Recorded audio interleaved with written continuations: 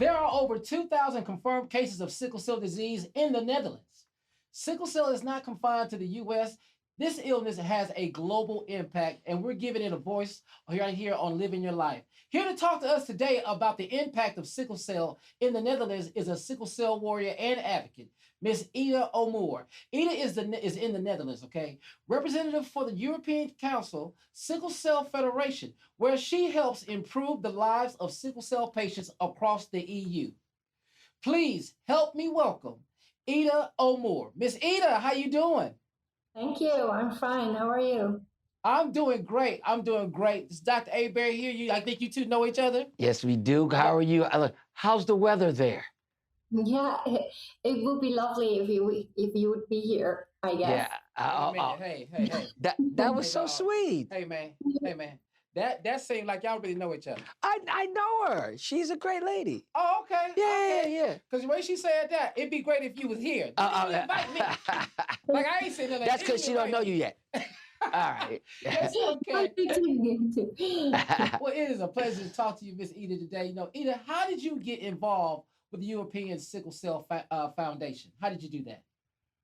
Actually, it was a dream coming true for me. One day, it was out of nowhere, actually. Miss Laura called me, and she's actually the one sticking the puzzle that sticks us together. And she saw me somewhere advocating for our interview or somewhere. And then she just called me and asked me if I would join. Okay. Oh, that's awesome. Okay, so what initiatives are you working on that will help improve the lives of sickle cell patients in the EU? How are you doing that over there in the Netherlands? In the Netherlands, it's actually because there are just 2,000 patients. It's not that much.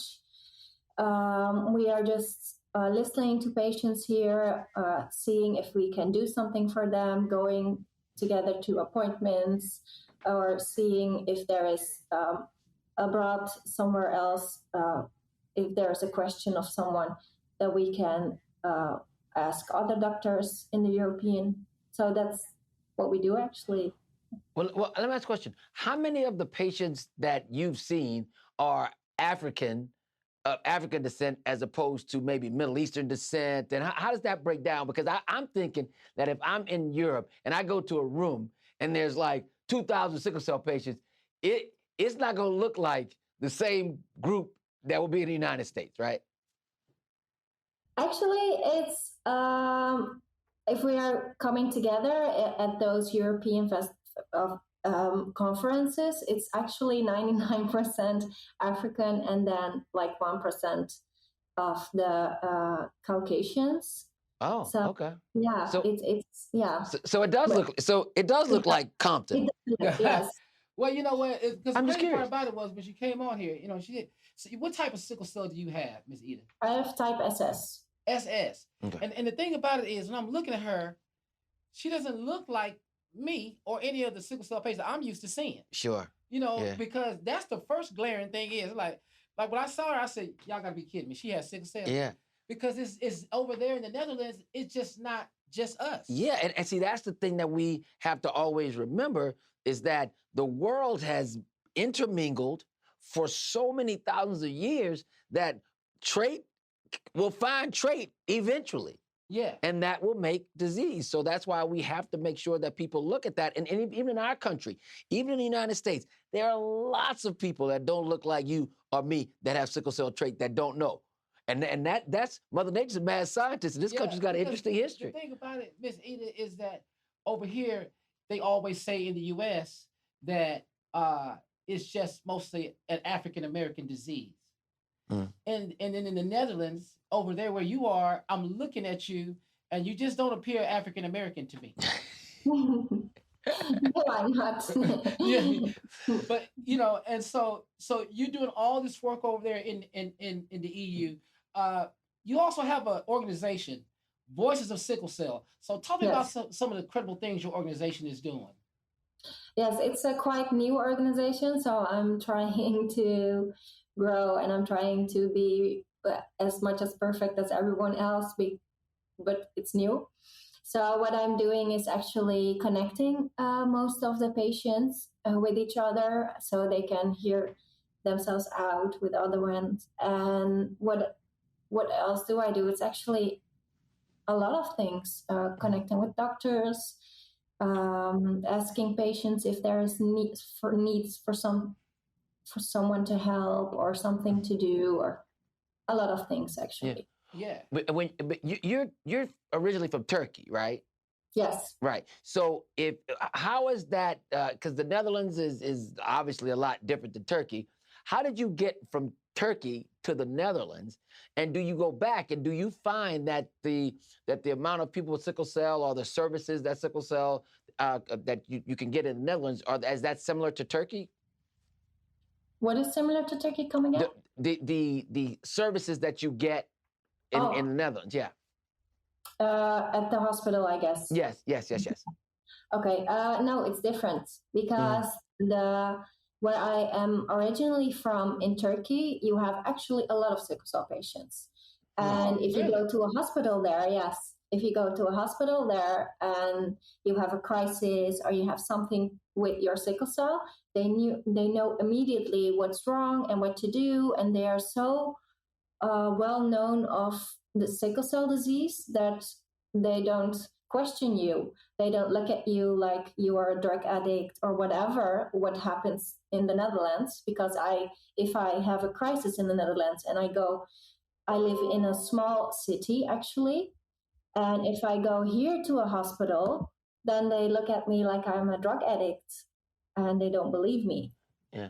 Now, Kier, I'm looking at your face. Yeah. See, let me tell you something. Yeah. Let me tell you something. So what's happening right now is everything that Kier has ever known about sickle cell, you're like, this cannot be coming out this woman's mouth. Yeah, because you tell me, over in the Netherlands, they treat her like a drug addict when she comes into the hospital for a sickle cell crisis, which is the exact same thing that happens to me in the United States.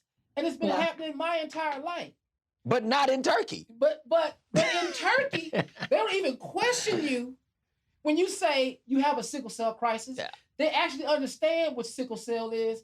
They just treat you for your crisis. Is that, if I understand this right, Exactly.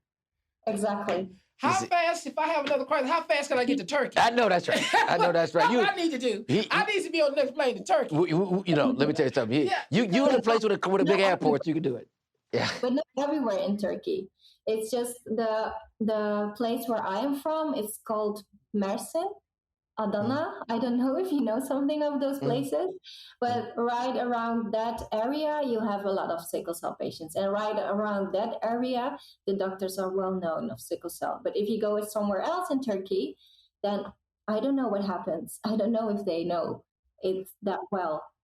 Yeah, it's kind of like the United States. I mean, it's you're more apt to find a patient, a doctor that knows about sickle cell in D.C. than in Iowa. Right. You know what I'm saying? Kind of thing. Okay.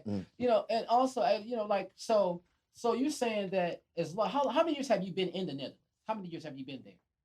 My grandfather came to the Netherlands when he was, I don't know which age, and my dad was 8 when he came to the Netherlands. So I'm just born here. Now, is there a stigma attached to you with sickle cell being in the Netherlands? And like how they view people with sickle cell down the hospital? Like, what? I know you said you've been a drug seeker, but when you go like to your physicians and you see your doctors, how do they treat you in the Netherlands? There are different type of doctors here. Like I said, I have to go to Amsterdam for my for everything. Actually, it's just 1 hour ride for me. The Netherlands is not that big, so it's okay for me. But it's hard to find a doctor that really listens. It's hard to find a doctor that really sees what's going on. And just like I said, that's not seeing a person that and sees a drug addict, but sees beyond that we tell the truth and we have problems, and not everyone is the same, and not everyone has the same problems or pain or whatever. So it's hard to find a doctor that really listens.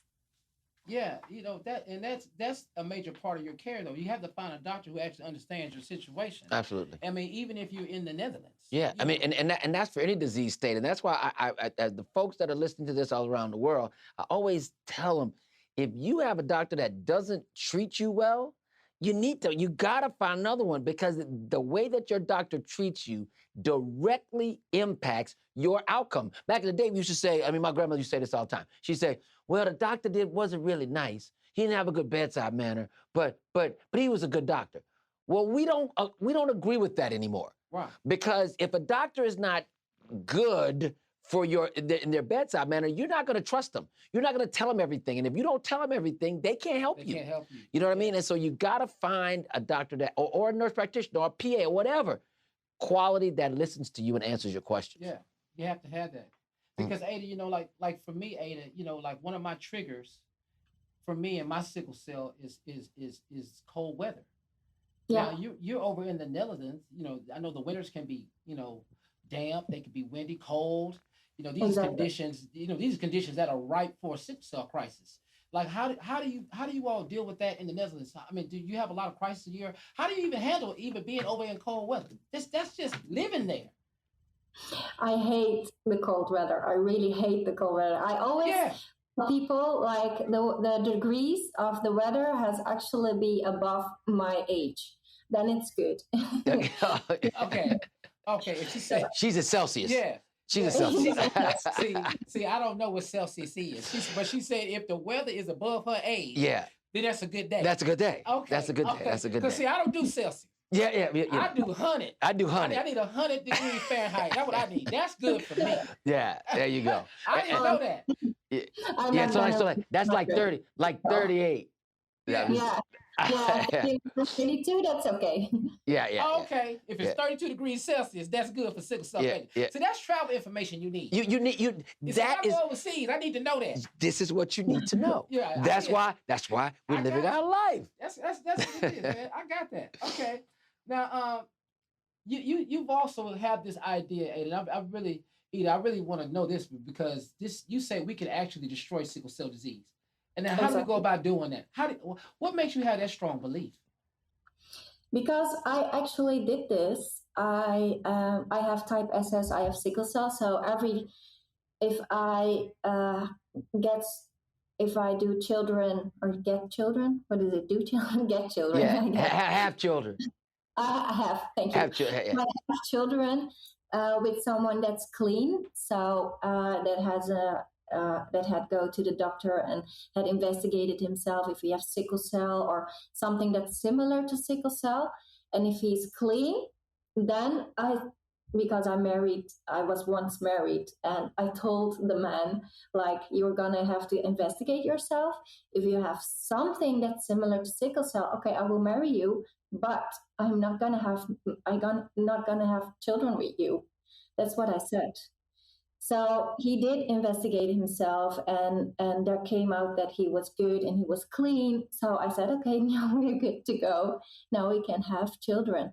So what happens if the person that you get your children with is clean is that all of my children are going to have a trait. So I have to educate my children that a trait is also dangerous, and it's also not dangerous like in they can have a crisis or just as bad as we do, but dangerous in like they can have children that looks like mommy, and that is as sick as mommy, and that goes to the hospital like mommy.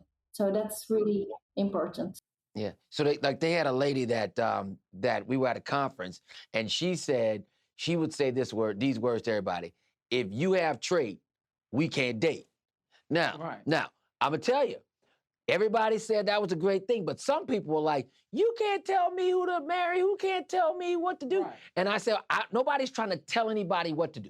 But what we are trying to say is you need to be armed with the information so that you can prepare yourself to do whatever you want to do. But I guess to Eda's point is that if you tell people, a lot of people might say they would avoid that, or they might say they won't avoid it, but they won't have children, and that's a very controversial thing. But I think that's real, and people have to know that. And I think that's what you mean. Because if you did that, and nobody with trait had a baby with nobody with trait, or nobody with the disease had a baby with trait, the disease would be over. Right. It would be over. Right. Yeah.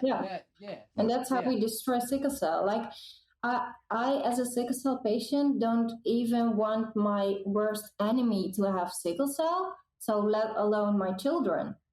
Why would I make children that have sickle cells to see them suffer every day? No. No. Yeah. And that's a real big reason why I don't have children. Because I could not imagine my child going through life dealing with what I've had to go through. I mean, there's no way in the world I could sit up there and me and my child are both in the hospital together. That was just a thought that just did not enter my mind. I could not understand how I could do that. Like, now you have a child, correct, Eda? Yes. Okay, and they have the trait? Yes, he has the trait. Yeah. He has the trait. And how old is he? He's now 5. 5 years old. Yeah. And so now you're concerned about who he's going to marry and who he's going to date. Yeah. Yes. I'm already educating him. Like, he not too much because he's too young right now, but like little by little, I am teaching him, like, this is mommy is sick, mommy can't do everything like a normal mommy. And that's how he sees that mommy is having some troubles and so he can, at an older age, I hope, to educate him to, of course, he can marry or live together with whomever he wants, but be careful with who you get children. Do you have children with? So that's what I'm trying to educate him with. Now, when you have a crisis, Ms. Eda, my crisis lasts on average about 3 to 5 days. About 3 to 5 days. For you, being over the Netherlands, how long are your crises? Depends on how bad the crisis is. Normally a week. Sometimes if it's a bad crisis, it's 2 weeks, 3 weeks. And then, I have a really bad sickle cell. But right now, I haven't have a crisis like 2 years, like a really bad one. Like a really bad one, Yes. But that's actually because they are having my bloods really exchanged really quick. They exchange me. How do you say that? They exchange transfusion. Yeah, like transfusion. No, not transfusion. Is an exchange. Like, the donor blood gets in and my blood gets out. At the exchange same transfusion. That's transfusion. Yeah, there's 2 types of transfusions on our side. So you can have a blood transfusion where we just give you, or it's called an exchange transfusion where we give and take. Exactly. That one. That one. Yeah. Okay. So I have every 3 weeks, I have 8 packets of cells, and then that's what keeps me going, actually. So. Doc, so she's getting a transfusion every 8 weeks? 3. Every 3 weeks? Yeah. Is that a plan of care for most standard SS patients? Well, it can be, and it really kind of all depends on how severe it is. See, the problem with that sometimes is you'll get too much iron, because when you're taking in blood and then letting blood out, you get a lot of the iron that's left over in the blood, so you can have a lot of, iron toxicity. So you got to give some medicine, deferoxamine, to make sure that you don't do that. However, when you take out that group of sickle cells like she's doing, it makes your life way better. And so it's worth the risk. But that is, it's called hypertransfusion protocol. Okay. And you can, and it happens. And it makes your spleen kind of get a little bit, kind of screw a little bit, and then your liver can kind of get a little bit screwed. But it's not even close to the change of lifestyle that she has because she's doing that. Oh, because I don't get that. Yeah. I don't. It's working for her, but they don't even offer that to me. Really? I've never had to. No, I've only had maybe like I was in the hospital both times where they said his crisis so bad, we're going to give him a blood transfusion. Okay. But just to go every 3 weeks. Yeah. That gives her a better quality of life. Absolutely. And we do, and that is routinely done in the United States. See this is what I'm saying. But what it could mean is that they don't feel like your crises are as bad enough to make that happen. Okay. You see what I'm saying? At this point. Okay. At this point. Well, you know what, Miss Eda, what do you feel, if you could, Miss Eda, what would be a great thing you would like to have happen in sickle cell? What would be the one thing you would want? Actually, I had one wish when I was little, but it's not a wish that ever can come true because, yeah, it's a childish wish. But I once had a wish that the doctors that treat me, I wanted them to feel what I feel. Just that I look like this, that I am smiling, that I'm in that hospital bed, like talking with you and doing everything like a normal person doesn't mean that I don't have pain. So like a little child, I had this wish, like if there could be something that I could give them like 10 minutes, my pain, so they can feel how I feel, then yeah, that would be lovely. And that's not the answer of your question, I know. No, that's understandable. Yeah, because you feel like they don't listen to you.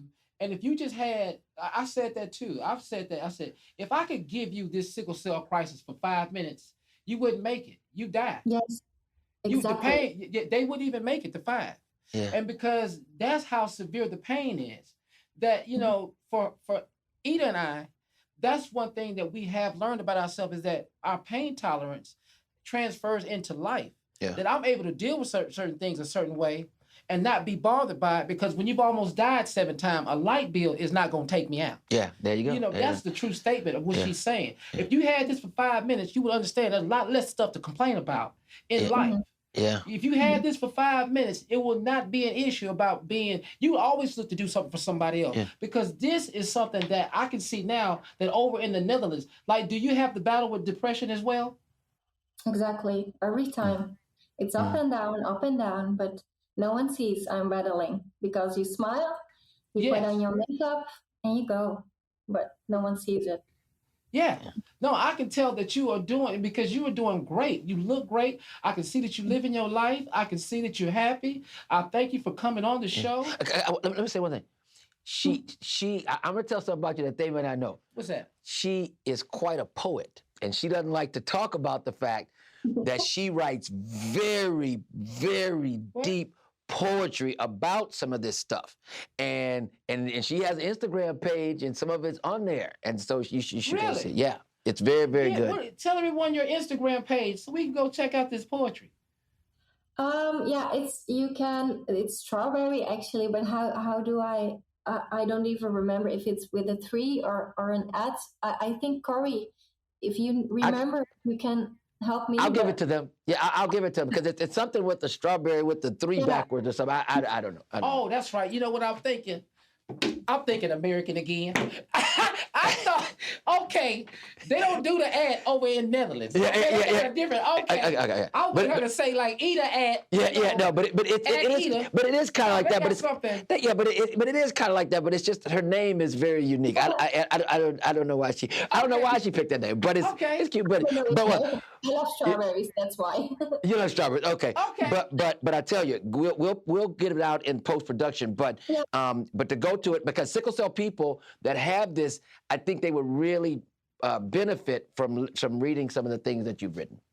Okay, that would be lovely. It's actually my private space, but it's no problem. I can put it open so everyone can see it. I also have a sickle cell page, Voices of Sickle Cell, if someone has a question or wants to follow. So that's open. Eda, you did fantastic. You're great. Thank you so much for coming on the show. Thank you. Thank you too. Thank you for having me.